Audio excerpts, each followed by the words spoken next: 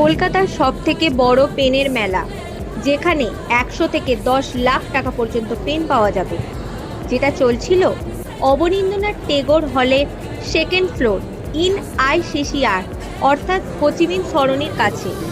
২০, ২১, ২২ March পর্যন্ত এই মেলা চলেছিল, দুপুর ১টা থেকে রাত্রির ৮টা পর্যন্ত।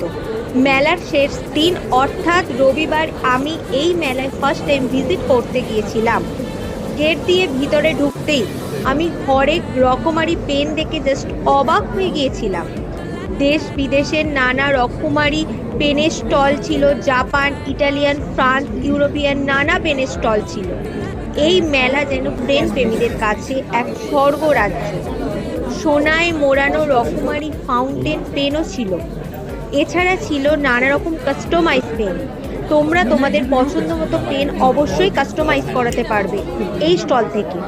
পেনগুলো সুসজ্জিত করে রাখবার জন্য নানা রকমারি লেদার ফাইলেরও কালেকশন ছিল, জাস্ট অনবদ্য।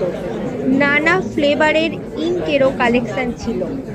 এত ফ্লেভারের যে ইঙ্ক হয় তা আমি আগে জানতাম না। এত দামের যে বিদেশি পেন হয় তাই জানতাম না। আমি জাস্ট ইমাজিনই করতে পারিনি লাইফে এত ধরনের ফাউন্টেন পেনের সঙ্গে আমার পরিচয় ঘটবে বলে। তাছাড়া ছিল দিলীপ বসাকের মতো বিখ্যাত ফাউন্টেন পেন সারানোর এমন এক ব্যক্তির সাথে দেখা করবার সুযোগ।